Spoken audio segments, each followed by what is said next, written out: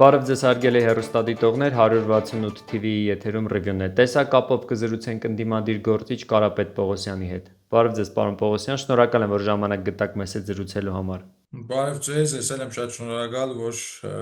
հիշում եք եւ հնարավորություն եք տալիս ձեր միջոցով խոսելու նաեւ մեր մյուս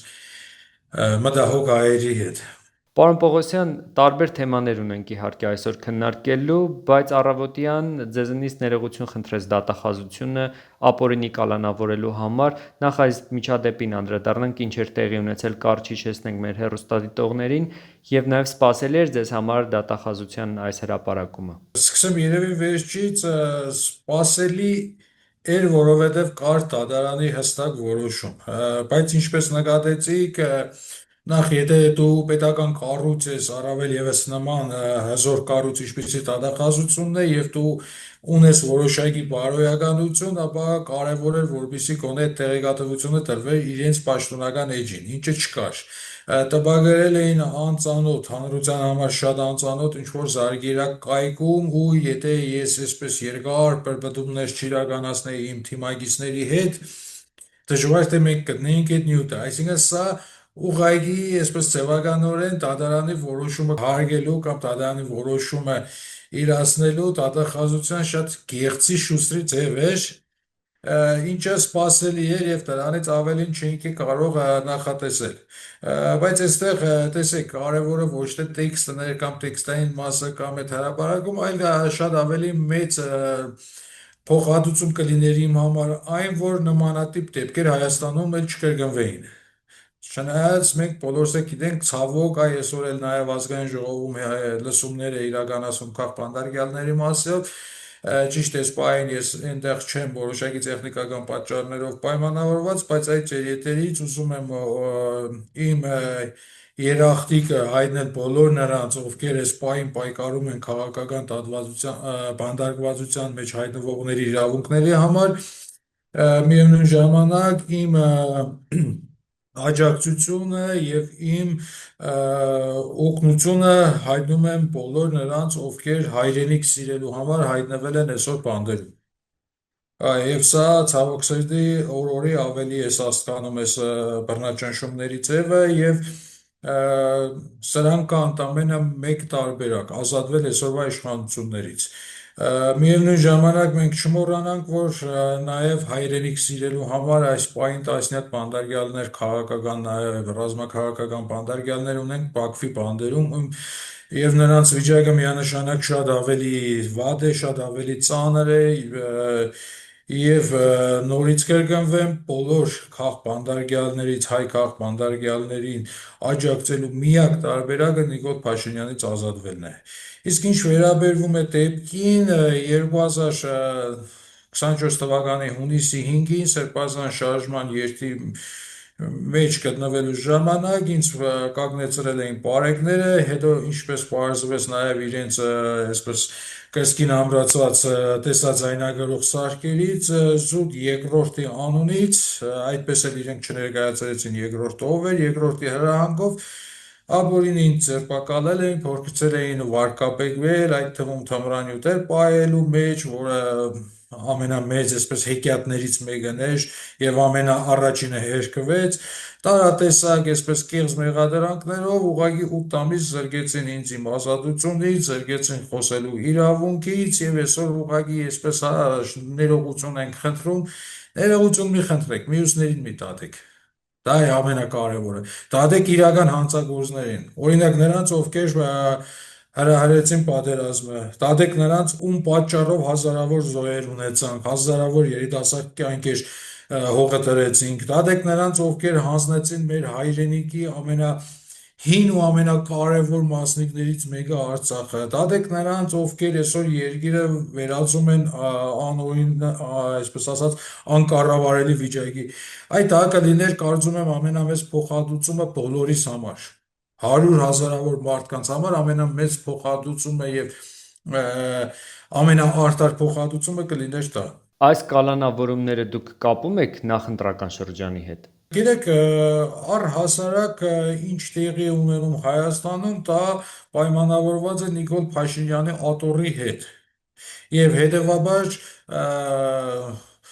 կլինեն նախընտրական շրջան, կլինի հետընտրական շրջան, այսինքն ինքը յուրաքանչյուր անգամ ումից որոշակի վտանգ է զգում կամ թեկուզ վտանգ չի զգում, բայց որևէ մեկը մի քիչ շատ է իրան քննադատում կամ իր տրամադրությունը տեղը չի, ինքը միանշանակ հրաման է տալիս կալանավորելու։ Այ մենք այս վերջի ընթացքում առավել եւս տեսանք հստակ դեպքեր, երբ որ մարդուն ԱԱԾ-ն գնում է բացարձակ ոչ իրավասություն, իր իրավասությունների շրջանակում գտնվող կասկածի դեպքում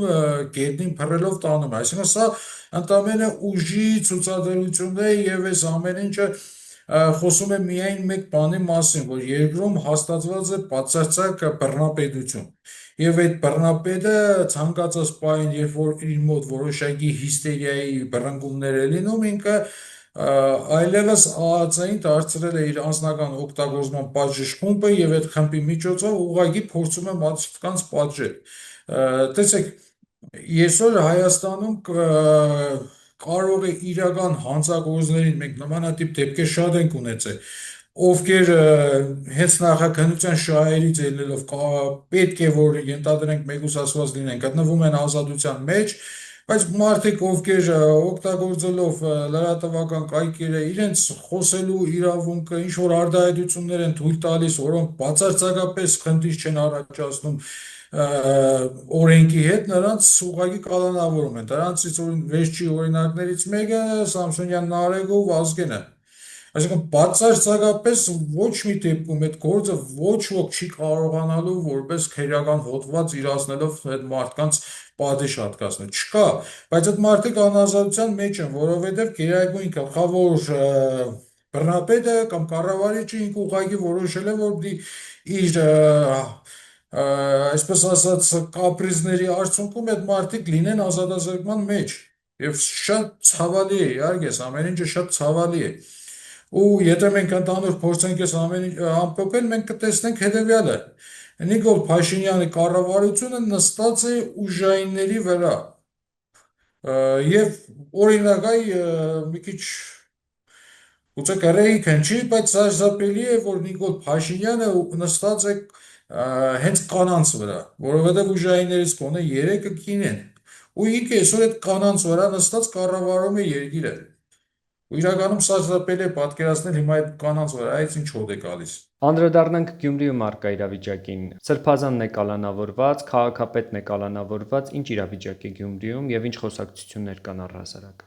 Տեսեք, ցավոք սրտի հասարակությունը այդքան շատ բուռն չի արձագանքում, բայց դա չի էլ նշանակում, որ հասարակությունը անտարբեր է այս ամեն ինչի նկատմամբ։ Եվ բոլորն էլ միանշանակ այսօր արդեն հասկանում են ով է եւ իրենից ինչ է ներկայացնում Նիկոլ Փաշինյանը։ Եթե ունի համակիրներ, իսկ իրականում ունի ոչ շատ մեծ թիվ, բայց ունի իր համակիրները ուղղակի այն մարդիկ են, ովքեր բնությունից նեղացած ծնված են, կամ բարբառով ասած աբիժնիկներ են եւ իրենց դուր է գալիս։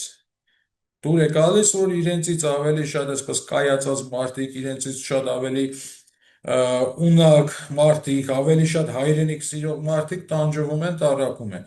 Եվ կա հասարակության մի ստվար մաս, մի ստվար զանգված, ովքեր լուռ ադելությամբ, լուռ զայրույթով հետևում են այս ամեն ինչին։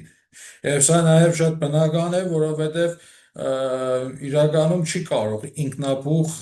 մարդկանց կողմից փողոց լցվել եւ որոշակի գործողություններ իրականացվել, դրա համար պետք են հստակ կազմակերպիչներ։ Իսկ կազմակերպիչների հետևից գնալու համար պետք է նաև հստակ ծրագիր։ Իսկ այսօր Հայաստանի քաղաքական դաշտում դեռևս այդ հստակ ծրագիրը ներկայացված չի։ Միակ ռեալ օրակարգը, որը այս պահին կա, դեռևս արդիական է, դա անվստահություն հայտնելի գործընթացն է, բայց այստեղ էլ հասարակությանը պետք է որոշակի երաշխիքներ, որոշակի գործընթացների, այսպես ասած, հերթականություն եւ կարծում եմ որոշակի փուլից այդ ամեն ինչը կլինի եւ սա կկարողանա հասարակությանը միախմբել։ Որովհետև բացի այ քաղաքական բանդարգյալների, բացի բռնաճնշումների, ենթարկվածների խնդրից այսօր բոլորի մոտ կա առաջնահերթ անվտանգության խնդիրը, որը բոլորին է վախեցնում, կարևոր չէ դի Թրամփից ինչ փաստաթուղթ կբերեն կամ ինչ խոստումներ կբերեն, ռեալ այսօր մարդիկ հասկանում են, որ այս իշխանությունները այս կառավարման մոդելով ու այս գործընթացներով ի վիճակի չեն որևէ մեկի անվտանգության խնդիրը լուծել։ Դա միանշանակ շատ կարևոր է եւ մյուս կողմից հասարակության մեջ կա այն լուր ադելությունը, որը որևէ կերպ չի կարող փարատվել, դա կապված է Արցախի կորուստի հետ։ Ինչքան էլ մենք այսօր փորձենք մտածել, որ հասարակությունը բացարձակապես ուշադրություն չի դարձնում, չէ, ուշադրություն դարձնում է։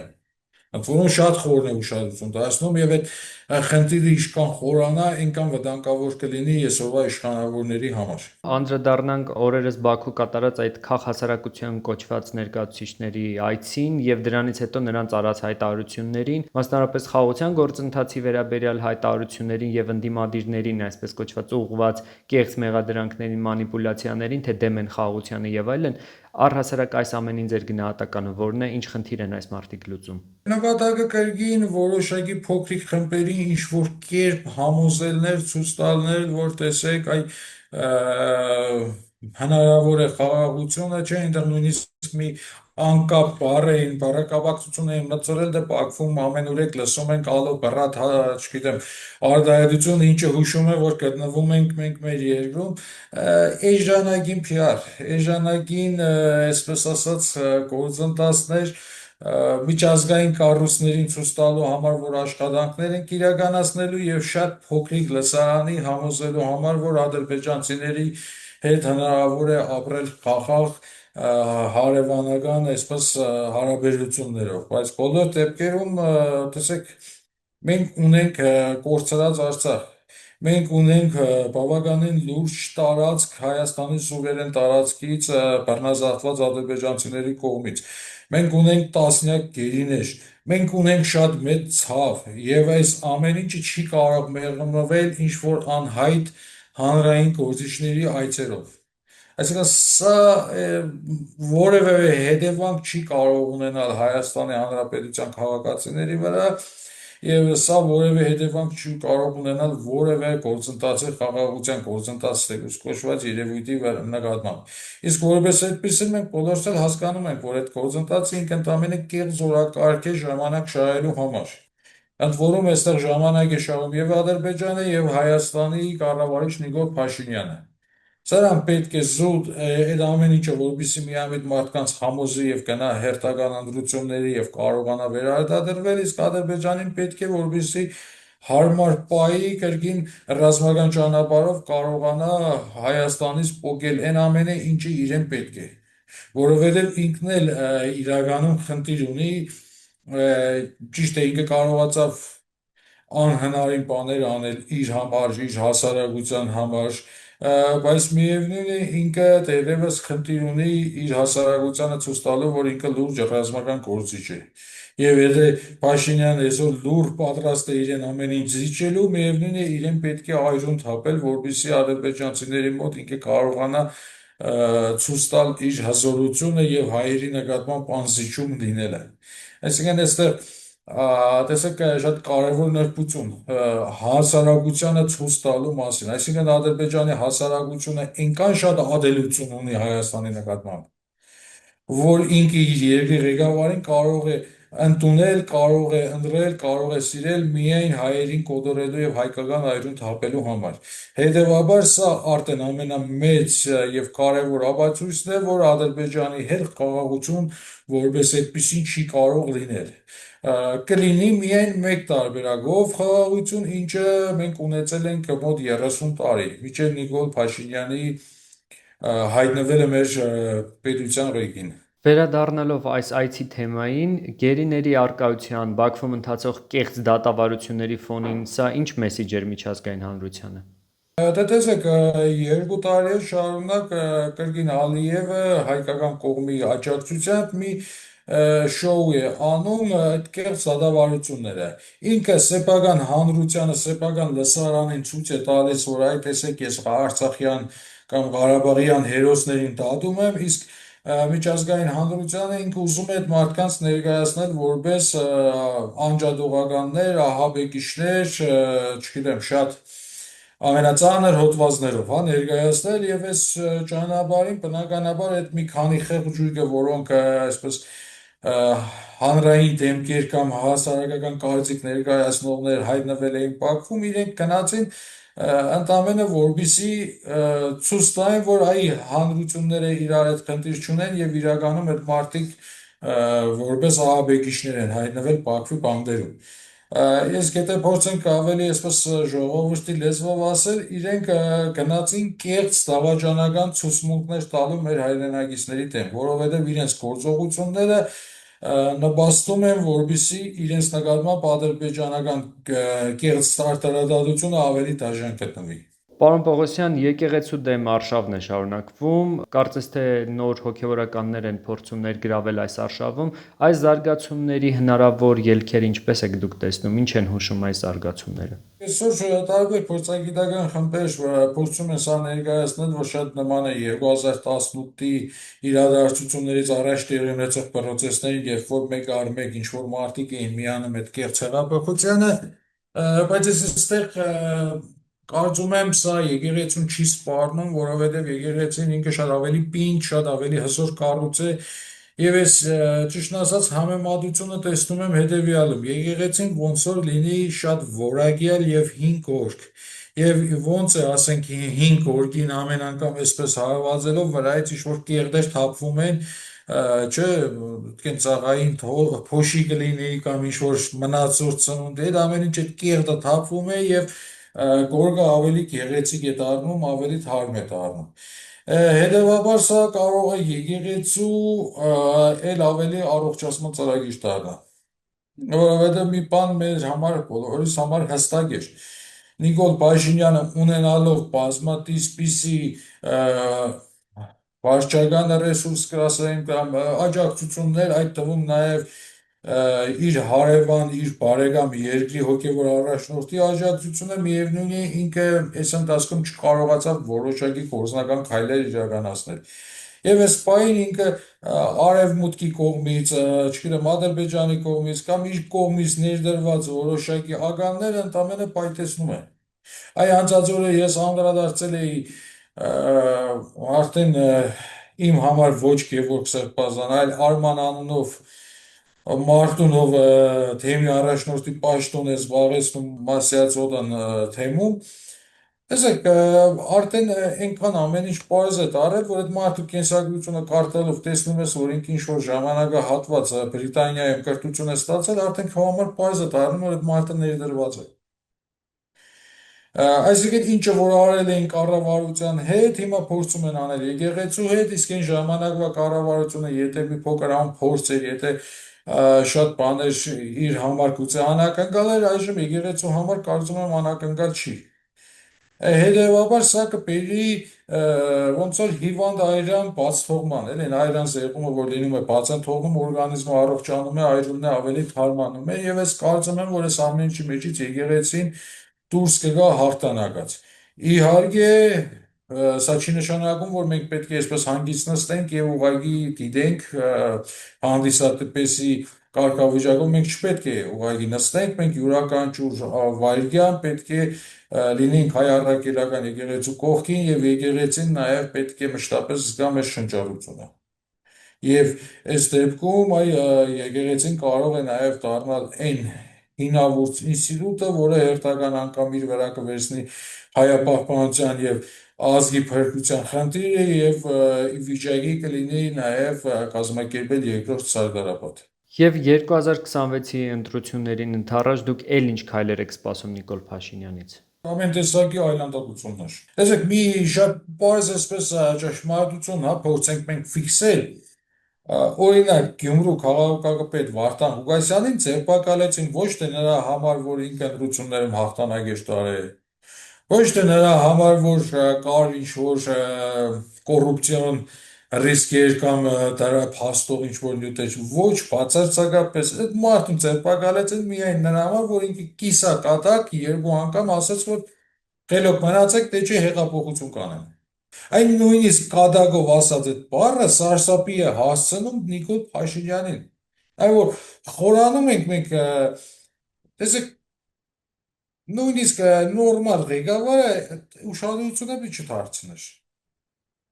Առհասարակ երկրի ղեկավարը ինքը ոչ մի դեպքում որևէ քաղաքապետի մակարդակի պիտի չիշնի, որովհետև վերջինաշոր ինքը երկրի ղեկավարը եւ կարևոր չէ թե որտեղ ով էր ընտրվել։ Բայց ընդամենը մի կիսակադակ բառը, որ հեղափոխություն կանեմ, արդեն իրեն սարսափեցրեց։ Հիմա դե պատկերացրեք ընտրություններից առաջ, երբ որ ինքը հասկանա, որ իսկապես իր վիճակը շատ ավելի ծանր է, քան ենթադրենք իրեն զեկուցել են։ Վերջին հաշվով կարող է ստացվի, որ ոչ մի ընդդիմադիր չկարողանա առաջադրվել, որովհետև ազատության մեջ չէ։ Շնորհակալ եմ ձեզ հետաքրքիր զրույցի համար։ Ես էլ եմ շնորհակալ, լավ եղեք։ 168 TV-ի եթերում ռևյուներ, հետևեք մեր հետագա թողարկումներին։